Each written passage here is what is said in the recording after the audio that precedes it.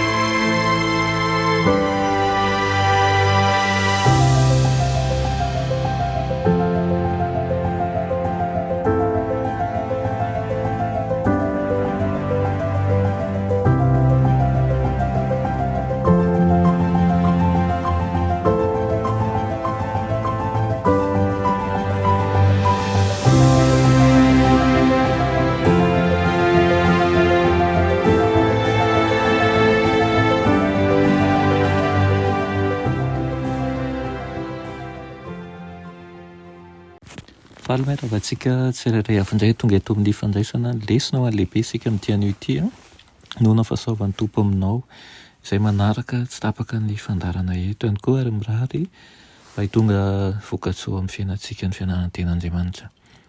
Aloha hidirantsika amin'ny lesona an'io dia hivavaka isika. Diranay tsara indrindran-danitra mbola misotro anao izay noho ny amin'ny fahasoavanao, noho ny amin'ny fiahinao anay manokana ary koa noho ny amin'ny fitantananao anay.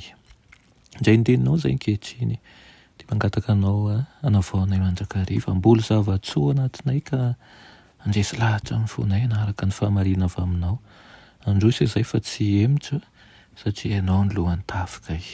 Anaran'i Jesosy, amen.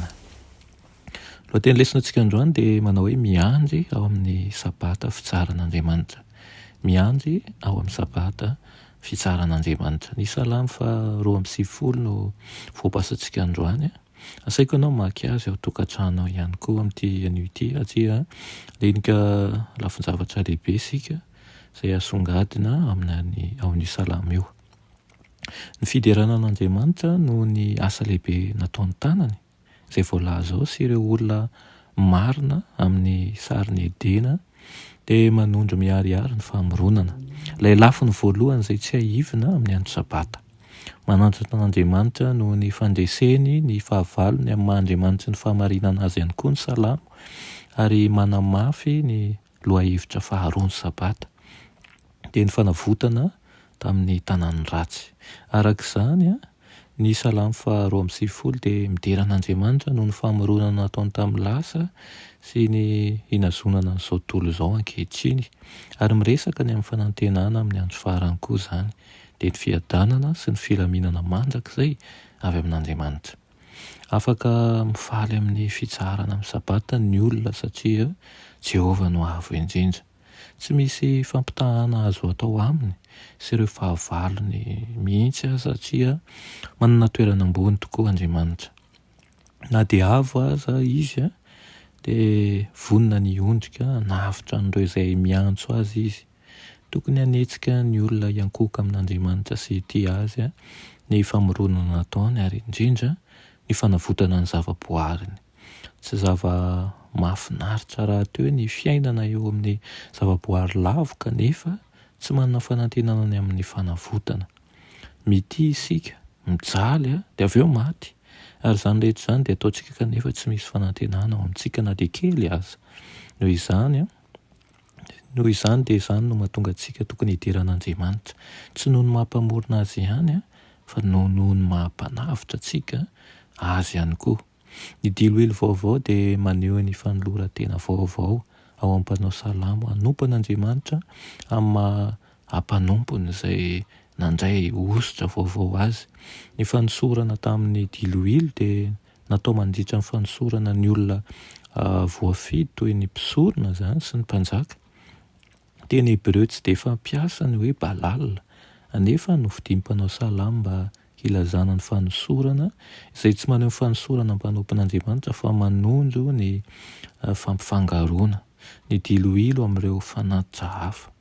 Ny fampiasan'ny mpanao salamo ny teny hoe Bala dia maneho any koa ny faniriana hitondra ny tena no fanatitra velona ho an'Andriamanitra sy hanokana ny momba azy manontolo ho an'Andriamanitra. Tsy mahagaga ny mahita hevitra mikasika ny fanosorana amin'ny salamo izay miresaka manokana momba ny sabata, satria ny sabata dia famantarana fa manamasina ny olona Andriamanitra. Ny sarin'ny rofia sy ny seteran'ny Libanona dia maneho ny voakan'Andriamanitra izay mitombo ao amin'ny finoana sy ny fankasitrahana marina ny fikasana mahatalanjon'Andriamanitra sy ny fitiavany.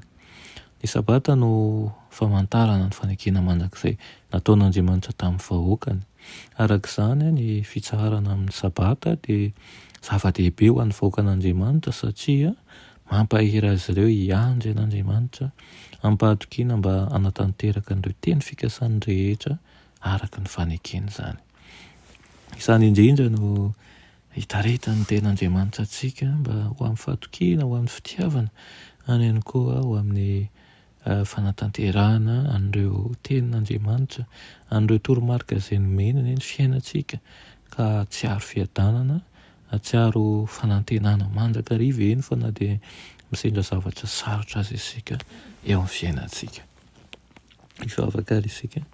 Irenay tsara indrindra ny danitro, mbola misaotra anao izay noho ny amin'ny fitiavanao, misaotra amin'ny fampanentanana menao anay fahatokisana, dia manakina feno fiainana eo anatrehanao izahay, satria olomeloka ary kely ery izahay, fa mangataka ny hery avy aminao, ianao ilay fanandreso anay, nonkatanay ny hitondra fandresena ihany koa eo amin'ny fiainanay. Anaran'i Jesosy, amen.